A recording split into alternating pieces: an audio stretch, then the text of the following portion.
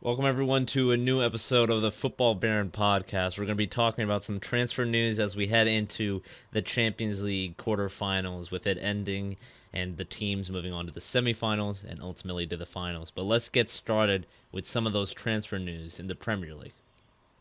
All right, we got to get started with some reports surrounding Juventus putting on Dybala for sale.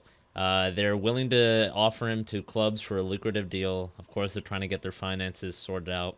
And I thought I was pretty shocked or interested by it. There's reports that he wants his wages doubled or just his wages far higher. And they aren't willing to completely agree with that. And they're looking to set him for sale and release him and get rid of his wage bill and bring in some other players. And some of those clubs that are interested are Tottenham and Manchester United, and I am pretty shocked that Tottenham would even be able or willing to bring in Paulo Dybala. And if it does go through, I think it will be interesting. Andre Pirlo, who is already the new manager after Sarri got sacked, it doesn't seem like he's in his plans, and they're ready to sell him. And I'm sure there's a lot of other clubs besides Manchester United and Tottenham willing to take him on. I mean, there's clubs probably such as Real Madrid and Man City who would be willing to take him because Dybala is a pretty quality player and has had a great season for them in Serie A. Player of the year, and I think that it's going to be definitely interesting, considering that the Italian outlet Gazzetta dello Sport claimed that Juventus want 100 million euros for the Argentine, and I'm very skeptical about clubs such as Tottenham being willing, unless they do a swap deal and Juventus is okay with that, or Manchester United. I mean, they were having a tough time getting Jadon Sancho, and I don't know if they will either. Will even get him, but Dybala could be an option for them. But then again, I feel very very skeptical about Dybala moving away from Juventus at this moment. But what is happening at this moment? I do think that there's a chance, but I'm still very skeptical about him moving from away from Juventus. That price tag is far too big for Paulo Dybala, especially in this current market, with COVID just messing up these clubs and their financial situation. And although all these clubs want to sell some of their key players to help their financial situation, there's not a lot of clubs who are willing and able to meet those demands. And I think that Dybala will most likely stay at Juventus, and he's gonna have to fit in Pirlo's plans, or it's gonna be just down to some clubs managing to swindle Juventus or and haggle with them over the price tag. But definitely an interesting sight to see, and he could potentially move to the Premier League. I think that would be very very interesting to see. Liverpool have made a interesting and important transfer with bringing in the Greek defender left back Constantinos to Tsimikas from Olympiacos on a long term deal. Definitely a solid move from them.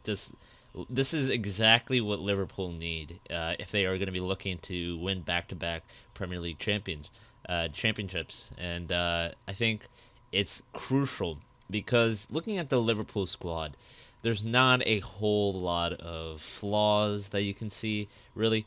Firmino's great, and the front three are pretty solid. Of course, they need depth. Depth is important. But the depth needed in that team is just all surrounding that left back position. Because James Milner will usually be the second hand left back for Andrew Robertson if he gets injured or gets subbed off. And not a lot of players can really play that role effectively. And Milner, he's a great player, really professional. But to his credit, he's not really the ideal replacement for that position if Robertson gets injured. And bringing in to Tsimikas is crucial. I mean, looking at the price that they gave 11 million euros, I think 11 million pounds, excuse me, or $14 million in US dollars. But I think it's important especially considering how Liverpool, Jurgen Klopp even said that it's not looking like they're going to spend a lot because of the financial situation that many clubs are in. And I think it's important that they bring in more players to that left back position. If I'm going to be honest, I don't see him starting. I think Andrew Robertson is already a world class, the best left back in the world right now, and he's not going to be really replaced that quickly unless he slips up and has a really bad season. Constantinos Tsimikas is just doing absolutely great. I think that it's most likely he's going to be on the bench, but what he offers is a option for if Andrew Robertson gets injured or he doesn't perform well. I think that it's absolutely important because we're talk always about depth. You need depth to really push past and win all these sorts of trophies. I mean, just looking at any team who wins, they have a lot of depth and a lot of players that they can rotate. I mean, Liverpool's bench is not immensely talented, I'd say, but just very, very strong, solid players, and that's what you need. And if he can prove to be that, I think that it's going to be very, very solid. And of course, I'm sure that he probably chose them over many other clubs or and future players that will be moving to Liverpool potentially by the end of this transfer window. It's going to be because they won the Premier League, and I think that's one of the best times to bring in those players. And Liverpool are, of course, capitalizing on that, and that is definitely a very, very important thing that they need to do if they are looking to, win again this upcoming season. And I'm sure a lot of Liverpool supporters and a lot of those Liverpool players are very, very ambitious and very, very driven to get that Premier League trophy again. And I think it definitely is possible if they fill in those small little gaps and if they can keep that same momentum and same mentality surrounding the trophy and the Premier League this season. I think it will be a major, major, major strong future ahead of them, and strong potential for them to take that trophy again this upcoming season. All right, we have to talk about the Jadon Sancho situation that's happening. I mean, huge speculation. Manchester United as the key targets. Liverpool, signing off from potentially taking Jadon Sancho. Of course, he wanted. There's reports that he wanted, of course, Liverpool because of their status in the Premier League, the Champions League, just overall as one of the best teams internationally. But more importantly, Manchester United were looking like the key target, but they just haven't really stepped up and taken on the price tag, and they're trying to haggle around with Dortmund, and ultimately Dortmund just has not really been working too well with Manchester United and meeting that expectation. And in the end, it's looking like he's not going to move. Of course, the sporting director for Borussia Dortmund said that they're looking to keep him for next season, and that answers all the questions regarding that. And it's interesting because you don't know exactly if it's negotiation tactics, but also looking at how Dortmund doesn't really need to sell him right away, I guess, because of how talented he is and how important he is to the team, being, I'd say, their best player this season, the season that just ended in the Bundesliga. And looking at what he's provided Dortmund, I think it looks very likely that he's going to stay.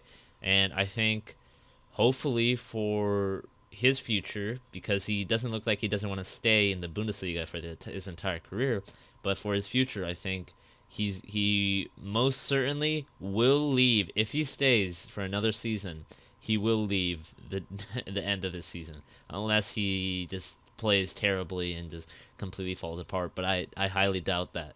But in the end, I really do think that he will most likely stay for another season, because even I was still skeptical regarding how Manchester United would pull all those funds together, especially during the financial situation that a lot of clubs are in. And in the end, it's looking like they're gonna miss out on getting Jadon Sancho. And in the end, I also don't think it's that big of a good idea to bring him in. in terms of what they need in the defensive back line. I think they need just another center back, another big name center back that they should bring in, just a big money move center back, and I think that would be very very useful for them, or potentially a left back. Luke Shaw has been very very good. Brandon Williams is, I think, still needs a little bit more time because he's still really young.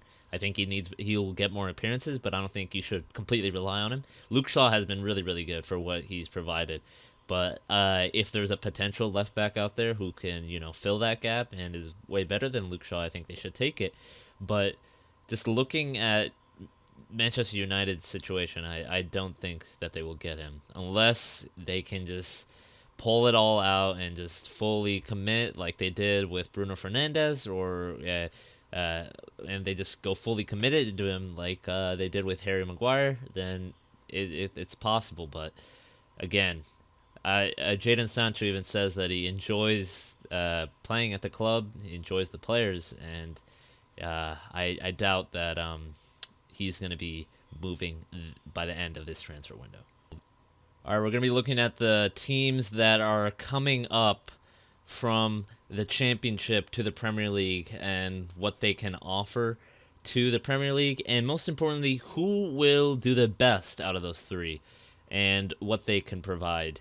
I'm not personally a Championship, huge fan, but looking at the three teams, Fulham, West Bromwich and Albion, and of course, Leeds United, I think that it's going to be pretty clear who's going to do well. It's going to be Leeds United. And I saw an interesting pundit question regarding, can Leeds United do what Sheffield United did? And I think it's a simple answer, no. But I think that they can get the position that Sheffield United are at right now, but getting near Champions League, I highly doubt that. But I do see them. I mean, there's rumors that they're going to bring in players like Cavani, and I think that would really help them just in giving that experience, because there are, of course, players who have been at the top leagues and top divisions and have done incredibly well. But what I see in Leeds United is a team that has a massive fan base and the potential great future in terms of capital they might be able to produce and bring in a lot of players who are of high talent. And I really do think that Fulham and West Bromwich and Albion are most likely going to be going down, and I think it's going to be another case of one Premier League team that survived this season, the season that just ended, will be relegated, and that Leeds United will push themselves up.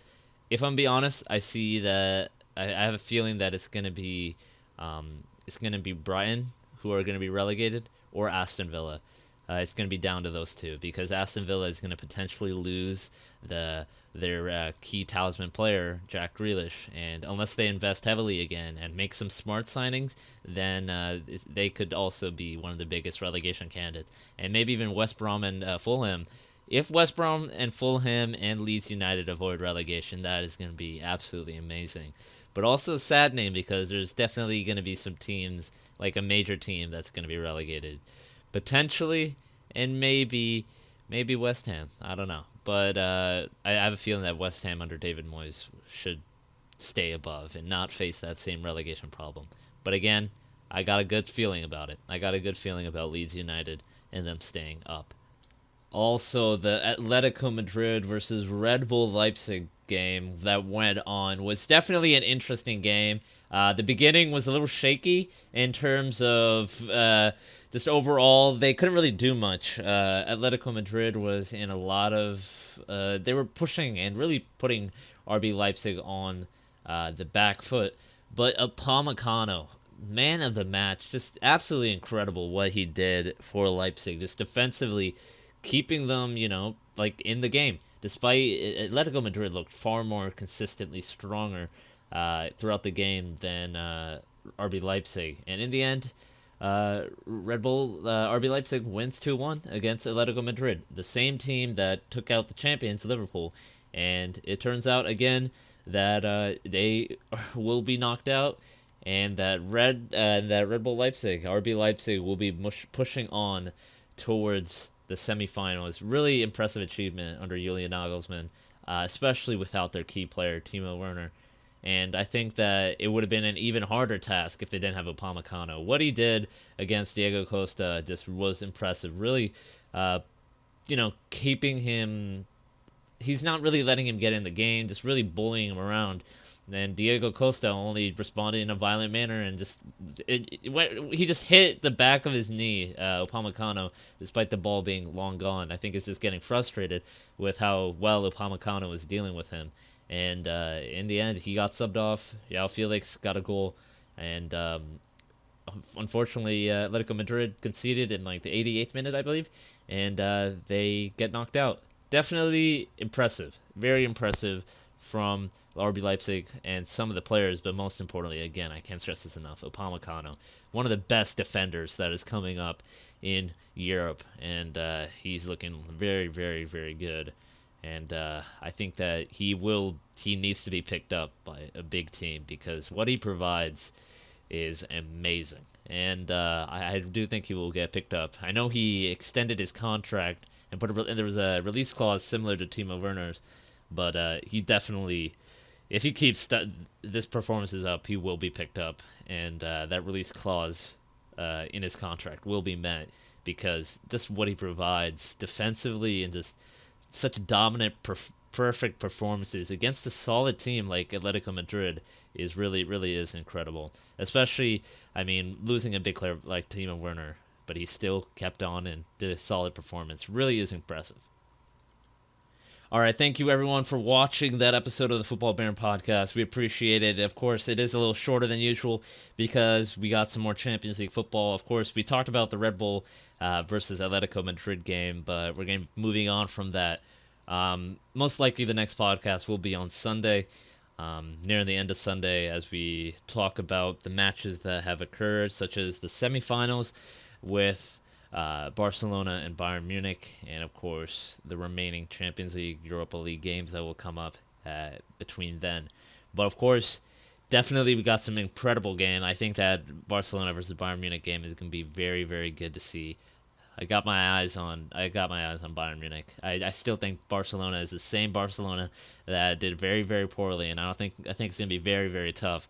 Incredibly tough for Lionel Messi. If there's one man who can do it, he could do it and really push Barcelona towards that final. But I feel really confident about Bayern Munich getting to that final. And looking at it again, I feel pretty confident about two German teams, reaching the finals. I think that RB Leipzig has a good shot of beating PSG. Other than that, PSG should be the favorites. But again, I think RB Leipzig got that potential to get forward to the final, but you never know. Predictions can always be messed up. I thought RB Leipzig wouldn't do that well without Timo Werner, but still they upset those odds. But again, thank you for listening to the podcast. Like I said, we will be, of course, having an episode on Sunday. Thank you all for watching. If you're listening on any podcast platform, please subscribe or follow or like us on that platform. And if not, go to YouTube, Football Baron, and you can subscribe to us to see smaller clips relating to this. We really appreciate it, and we'll see you again next time. Thank you, of course, for listening.